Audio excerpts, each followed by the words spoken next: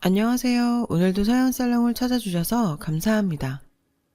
몇 년 전 결혼해서 첫 아이를 임신 중인 여성이에요. 제 직업은 웨딩 플래너예요. 현재는 개인적인 사정으로 잠시 휴직 중이죠. 저에겐 세상 무엇과도 바꿀 수 없는 절친한 친구가 있어요. 친구는 현재 결혼을 앞두고 있는데요. 결혼 준비가 생각보다 만만치 않아서 제게 도움을 청한 상태죠. 친구는 임신한 제게 부담을 지웠다며 미안해하더라고요. 전 오히려 제가 도움이 될 수 있어서 다행이라고 생각하는데 말이죠. 그래서 딴 생각 말고 결혼식 생각만 하라고 했어요. 회사에 친구와의 관계를 설명하고 친구의 웨딩을 전담하게 되었어요. 사실 임신 안정기에 들어선 지 얼마 안 돼서 휴직을 할 참이었지만 일단 친구 웨딩까지는 마치고 하기로 했죠. 친구는 제게 정말 소중한 존재예요. 제가 가장 힘들었던 순간에 제 곁을 지켜준 유일한 사람이거든요. 그래서 우린 피가 섞이지는 않았지만 그보다 끈끈한 우정을 이어오고 있죠. 저는 외동딸이라서 어려서부터 부모님 사랑을 독차지할 수 있었고 먹을 거 입을 거 부족함 없이 자랄 수 있었어요. 다정한 엄마와 가정적인 아빠는 누구나 부러워할 만했고요. 하지만 영원할 줄 알았던 저의 행복은 순식간에 사라져버렸어요. 어쩌면 제가 모르는 사이 단란했던 우리 가정에는 이미 불행이 예견되고 있었는지도 몰라요. 제가 눈치를 못 챈 거죠. 제가 초등학교 6학년이던 13살 때 엄마가 세상을 떠나셨어요. 교통사고였죠. 학교에서 수업을 듣고 있는데 선생님이 저를 따로 부르셨어요. 집에서 연락이 왔다고 하시더라고요. 지금 집에 일이 생겼으니 조퇴하고 빨리 집으로 오라고요. 순간 겁이 났어요. 정확히 무슨 일인지는 몰랐지만 수업 중인 아이를 집으로 부를 정도면 분명 안 좋은 일일 거라 생각했거든요. 집에 가보니 외할머니가 절 기다리고 계셨어요. 외할머니는 제가 책가방을 내려놓자마자 제 손을 잡고 나가셨죠. 외할머니 손에 이끌려 간 곳은 대형 병원이었어요. 전 무슨 일이냐고 여긴 왜 온 거냐고 외할머니한테 물었지만 아무 대답도 하지 않으셨죠. 하지만 새하얗게 질린 외할머니의 얼굴을 보곤 내심 짐작은 할 수 있었어요. 외할머니가 저를 이끌고 병원이 아닌 병관 장례식장으로 향했어요. 빈소에 차려진 단상 위에는 하얀 국화로 곱게 단장이 되어 있었고 그 가운데 영정사진이 놓여 있었죠. 엄마였어요. 어린 나이였지만 그게 무엇을 의미하는지는 알 수 있었어요. 다만 받아들이기 힘들 뿐이었죠. 저는 외할머니를 붙잡고 왜 엄마 사진이 여기에 있냐고 물었어요. 그러자 외할머니는 자리에 털썩 주저앉으시며 참았던 눈물을 흘리셨죠. 그리곤 이내 오열하기 시작했어요. 그때였죠. 아빠가 다가오셨어요. 검은 양복에 상주 완장을 차고 있었죠. 아빠는 저를 끌어안고 한참을 말없이 계셨어요. 그리곤 제 어깨를 단단히 붙잡고 말씀하셨죠. 진아야, 엄마가 교통사고를 당했어. 힘들겠지만 우리 엄마 보내주자. 믿을 수가 없었어요. 불과 몇 시간 전까지만 해도 제게 아침밥을 차려줬던 엄마가 갑자기 세상을 떠났다는 게 실감이 안 갔어요. 지금이라도 장례식장 안으로 걸어 들어올 것 같았거든요. 전 엄마의 죽음을 받아들일 수 없었어요. 장례식이 끝나고 입간을 할 때까지도 엄마는 안 죽었다고 소리를 지르며 울었죠. 아빠와 외할머니를 비롯한 친인척들은 그런 저를 안쓰러워했고요. 엄마의 유골을 납골당에 모셔놓고 저는 아빠와 단 둘이 집으로 돌아왔어요. 집에는 더 이상 엄마는 없었죠. 오직 아빠와 저 둘뿐이었어요. 그날 밤 아빠는 제게 그러시더군요. 진아야, 앞으론 더 씩씩하게 살아야 해. 그래야 엄마가 하늘나라에서 마음 놓고 행복할 수 있으니까. 그 순간 저는 이제 내가 의지할 수 있는 사람은 아빠뿐이라는 걸 알게 됐어요. 시간은 흘러 저는 초등학교를 졸업하고 중학교에 입학했어요. 여전히 엄마를 그리워하며 힘들기도 했지만 다행히 제 곁에는 아빠와 외할머니가 계셔서 덜 외로웠어요. 하지만 시련은 또 다시 찾아왔어요. 제가 중학교에 들어가고 얼마 안 돼서 외할머니가 세상을 떠나셨거든요. 심장마비였어요. 사람들은 딸을 잃은 슬픔 탓이 아닐까 생각했죠. 외할머니가 돌아가신 이후로 저는 더더욱 아빠한테 의지했어요. 세상에서 나 챙겨줄 사람은 오직 아빠뿐이니까요. 하지만 그런 제 생각은 철저히 빗나가고 말았죠. 외할머니가 돌아가시고 얼마 지나지 않아 여름방학이 시작됐어요. 그리고 며칠 뒤 아빠가 집으로 어떤 여자를 데리고 왔어요. 엄마보다 어려 보이는 여자였죠. 새엄마가 되실 분이야. 인사해라. 저는 너무나 놀랐어요. 엄마가 돌아가신 지 1년도 안 됐는데 새엄마라니요. 어떻게 아빠가 이렇게 쉽게 재혼을 말할 수 있는 거죠? 아빠도 오래 생각하고 한 결정이야. 넌 아직 엄마 손이 필요한 나이잖니. 착한 사람이니까 우리 진아도 잘 보살펴 줄 거야. 아빠는 마치 저 때문에 서둘러 재혼을 결정한 것처럼 말했지만 저는 그 말을 믿을 수 없었어요. 그런 아빠로 인해 배신감만 느낄 뿐이었죠. 그러면서도 한편으론 아빠를 이해하고 싶기도 했어요. 아빠도 엄마 없이 혼자 절 키우느라 힘드셨을 테니까요. 사별했다고 평생 독신으로 살아야 하는 것도 아니고요. 언제고 할 재혼이라면 아빠가 원하는 사람과 하게 두자 싶었죠. 그래서 애써 참고 받아들이려고 했어요. 하지만 그런 제 노력은 철저히 짓밟히고 말았습니다. 그날은 평소보다 조금 일찍 집으로 돌아온 날이었어요. 현관에 막 들어섰는데 안방에서 아빠와 그 여자의 대화가 들리지 뭐예요. 얘가 말을 잘 들을까? 다행히 우리 애는 지 아빠랑 기억이 별로 없어서 괜찮을 것 같긴 한데. 괜찮아. 진아도 잘 적응할 거야. 그나저나 우리 인생도 참 막장 드라마다. 난 그날 집사람한테 우리 사이 딱 걸리곤 이제 죽었다 싶었거든. 아니 그런데 어떻게 자기가 교통사고를 당해 죽냐? 그러니까 당신 부인이 멍청한 거지. 자식도 있는 여자가 몸 좀 살릴 것이지. 우리 차 발견했다고 그렇게 앞뒤 안 가리고 달렸으니 사고가 안 나고 배겨. 지 목숨 지가 버린 거지 뭐. 순간 망치로 머리를 한 대 맞은 것처럼 멍했어요. 저 두 사람의 대화를 통해 전 엄마의 죽음이 불륜관계였던 아빠와 저 여자 때문이란 걸 알게 됐으니까요. 전 그대로 방 안으로 들어갔어요. 절 보자 두 사람은 귀신이라도 본 것처럼 놀라더군요. 엄마를 죽인 건 아빠랑 당신이었어. 이 살인자. 아빠는 그런 게 아니라고 모든 걸 설명해 주겠다고 했지만 저는 듣지 않았어요. 변명 필요 없어. 앞으로 나 볼 생각도 하지 마. 아빠고 뭐고 다 죽여버리고 싶으니까. 전 소리를 지르곤 제 방으로 갔어요. 그리곤 가방에 정신없이 짐을 챙겼죠. 그렇게 전 집을 나왔어요.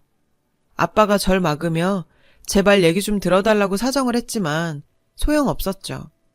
제 머릿속에는 오로지 아빠로부터 벗어나야겠다는 생각뿐이었으니까요. 아빠가 악마처럼 느껴졌거든요. 그리고 그 여자도 마찬가지였고요.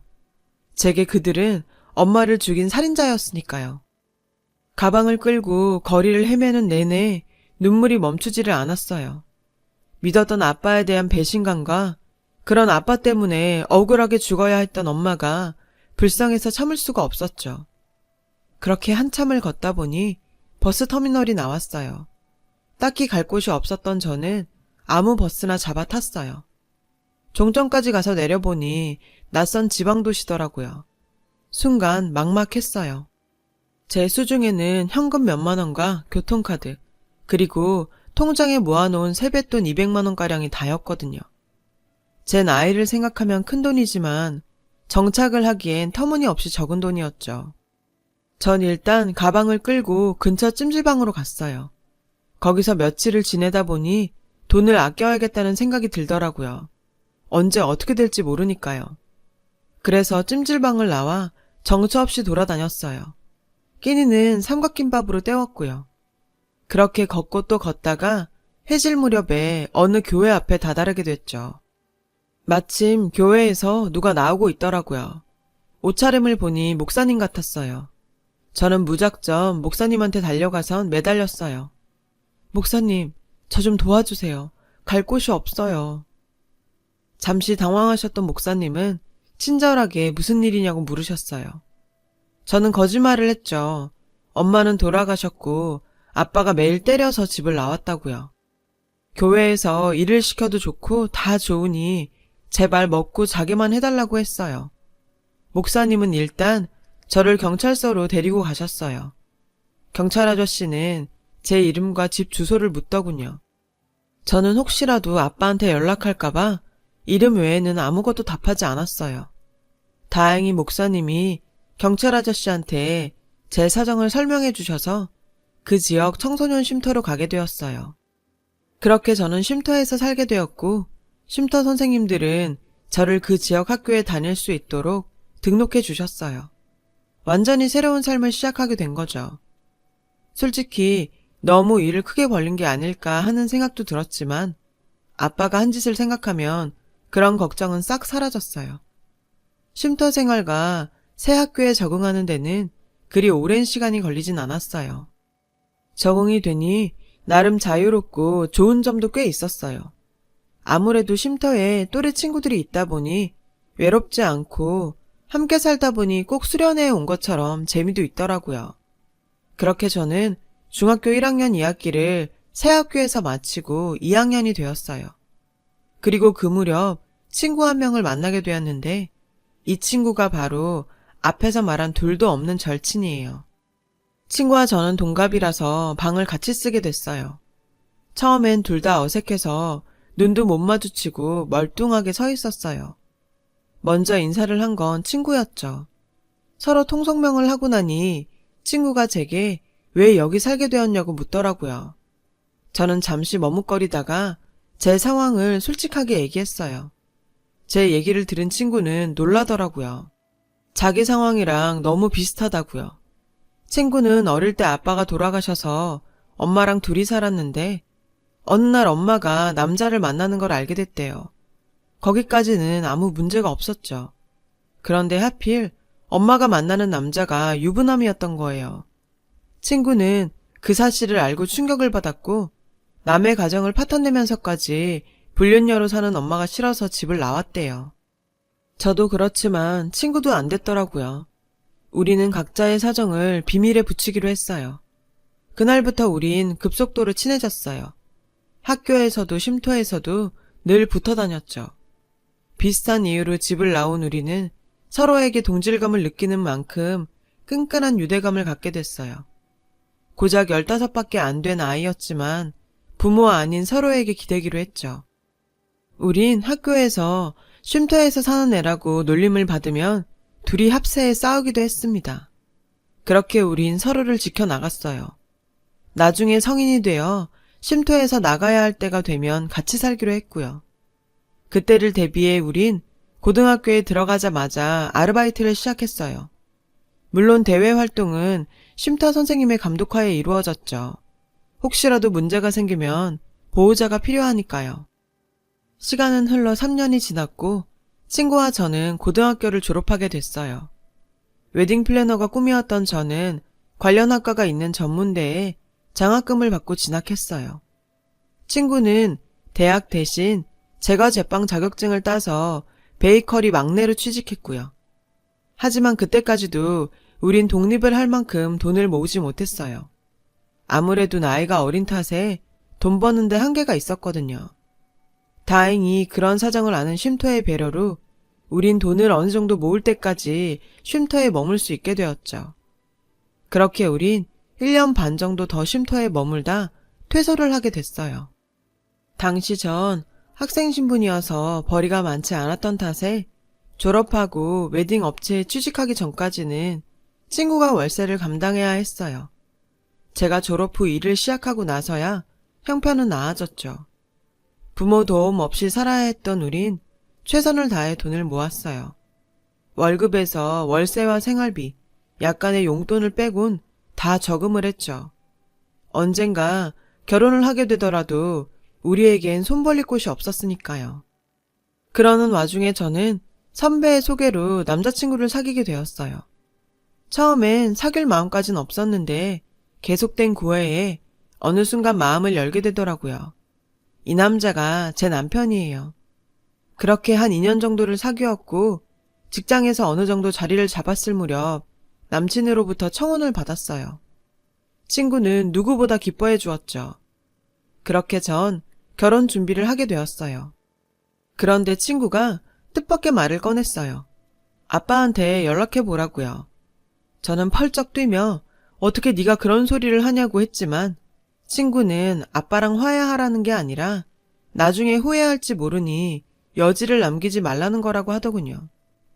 우리가 나이가 어린 것도 아니고 이젠 상황을 다르게 볼 필요도 있다고 생각해. 친구의 말에 전 고민에 빠졌어요. 그리고 아빠를 만나기로 결론을 내렸죠. 친구는 제가 걱정이 된다며 저희 집까지 따라왔어요. 집으로 가는 전 내내 여러 생각이 들었고 내심 걱정도 됐죠. 아직 그 집에 사는지 확실하지 않았고 만약 아빠와 그 아줌마의 행복한 모습을 보면 예전처럼 참기 힘들 것 같았거든요. 그리고 마침내 집에 도착한 순간 문패에 새겨진 아빠 이름을 보고는 아직 살고 있다는 걸 알게 되었죠. 저는 떨리는 손으로 초인종을 눌렀어요. 낯선 아주머니가 나와 문을 열었죠. 도우미 아주머니 같았어요. 저는 이 집 주인 딸이라고 말했어요. 그러자 아주머니는 어머, 몇십 년 전에 집 나간 그 딸? 하고 묻더군요. 제가 고개를 끄덕이자 저와 친구를 집 안으로 들이셨어요. 집에는 초등학생 정도의 아이가 있더군요. 아빠와 아줌마의 아이였어요. 도우미 아주머니는 아빠를 불렀고 곧 아빠가 방에서 나왔어요. 아빠는 저를 보자 다리에 힘이 빠졌는지 비틀 하더군요. 저는 그날 일이 떠올라 손이 부들부들 떨렸지만 그래도 목소리를 짜내 아빠를 불렀어요. 그래, 진아야. 우리 진아가 집에 왔구나. 잘 왔다, 잘 왔어. 저는 그때까지도 아무 생각이 없었어요. 아직도 아빠는 제게 엄마를 죽인 살인자였고 용서할 생각도 없었거든요. 전 친구를 가리키며 같이 사는 친구라고 말했어요. 그런데 그 순간 여자의 비명소리가 들렸어요. 돌아보니 아줌마가 비명을 지르며 털썩 주저앉지 뭐예요. 그런데 아줌마가 바라보고 있는 사람은 제가 아니었어요. 바로 제 옆에 서 있는 제 친구였죠. 친구 역시 얼굴이 하얗게 질려 있더군요. 아줌마는 달려와 친구를 끌어안았어요. 그리고 흐느끼며 말했죠. 우리 딸, 엄마가 얼마나 찾아다녔는데. 순간 뒤통수를 한 대 맞은 기분이었어요. 친구가 말했던 유부남과 놀아났다던 친구 엄마가 바로 아빠의 여자였다니. 믿을 수가 없었죠. 아니, 어떻게 이럴 수가 있어요? 그 순간 친구는 냉정하게 아줌마를 떼어내며 그러더군요. 왜 이러세요, 아줌마? 난 엄마 없어요. 남의 가정 파탄낸 불륜녀 따윈 난 몰라요. 그 말에 아줌마는 흐느껴 울기만 했죠. 아빠 역시 아무 말 못하고 서 있었고요. 아빠랑 저 아줌마가 무슨 짓을 한 건지 이제 알겠어? 어떤 결과를 낳았는지 보이냐고. 내가 오늘 여기 온 이유는 하나야. 나 곧 결혼해. 보란듯이 행복한 가정 이룰 거고 아빠처럼 가족을 죽음으로 내모는 더러운 결혼 생활은 안 할 거란 말이야. 그거 얘기해주러 왔어. 이제 내 인생에 아빠란 존재는 없을 테니까. 마지막으로 낳아준 사람한테 얘기는 하는 게 도리일 것 같았어. 전 그 말을 남기고 친구와 함께 나왔어요. 아빠가 뒤에서 저를 애타게 불렀지만 돌아보지 않았어요. 아줌마 역시 비틀거리며 친구를 잡으려 뛰어나왔지만 친구는 아줌마의 손을 냉정하게 내쳤어요. 그리고는 아줌마, 그거 알아요? 남의 눈에 눈물 나게 하면 자신은 피눈물 흘리게 된다는 거. 인생 추잡하게 산 사람들의 말로가 어떤 건지 아저씨랑 아줌마를 보니 잘 알겠네. 친구는 자신의 엄마한테 매정한 말을 남기곤 제 손을 잡았어요. 그날 우린 집으로 돌아와 밤새도록 울었어요. 슬퍼서 온 게 아니라 서로에게 미안하고 가여워서였죠. 그렇게 울고 다음날 일어나 보니 이상하게도 머리가 맑더라고요. 늘 가슴을 짓누르고 있던 돌덩이가 쏙 빠진 것처럼 가뿐했고요. 그건 친구도 마찬가지였어요. 우린 그날 그동안 질기게 끌어왔던 부모와의 정을 완전히 끊었어요. 세상에 부모 없이 태어난 사람은 없다지만 누군가는 차라리 없는 삶을 사는 게 낫기도 한 것 같아요. 내 행복을 위해 타인의 가슴에 비수를 꼽는 행동은 결국 자신한테 되돌아온다는 걸 아빠도 아줌마도 알았으면 좋겠어요. 사람이 되긴 힘들지만 괴물이 되진 말자던 영화 대사처럼요. 다행히 전 좋은 시부모님을 만나 그간 집 떠나 살면서 겪었던 부모 없는 서름을 지워낼 수 있었어요. 시부모님은 제 불우한 가정사를 아시곤 앞으로 우리 딸 하자시며 안아주셨죠. 덕분에 결혼식도 무사히 치를 수 있었고 몇 년 후인 지금은 첫 아이를 임신한 상태예요. 친구는 제가 결혼한 지 얼마 안 돼서 같은 베이커리에서 일하던 동료와 사귀게 되었고 얼마 뒤 청혼을 바꾼 결혼식을 앞두고 있고요. 제가 임신 휴가까지 미루고 친구 결혼식에 열을 내는 이유를 이제 다들 아시겠죠? 너무 어린 나이에 깊은 상처를 받아 온전한 인생을 살지 못할 뻔했던 저와 친구는 서로의 상처를 보다듬으며 시련을 이겨낼 수 있었어요. 하지만 지금 이 순간에도 어딘가에는 자신이 감당하긴 어려운 시련 속에 갇혀있는 사람들이 있으리라 생각해요. 혼자는 약하지만 곁에 누군가가 힘이 되어준다면 분명 그 시련을 이겨나갈 수 있으리라 믿어요. 그러니 내 옆에 있는 누군가의 상처를 모른 척하지 말아주세요. 작은 관심도 누군가에겐 삶의 이유가 되니까요. 전 친구 결혼식을 잘 준비해서 제 친구를 세상에서 가장 아름다운 신부로 만들어줄 거예요. 그리고 남편과 함께 곧 태어날 아기를 위해 열심히 바르게 살 거고요. 제 이야기를 들어주셔서 감사드리고요. 여러분 가정에 행복이 가득하시길 마음으로 빌게요. 여러분, 사연 댓글에 응원과 현명한 조언 부탁드려요. 좋아요와 구독은 저에게 큰 힘이 됩니다. 오늘도 좋은 일 가득하세요.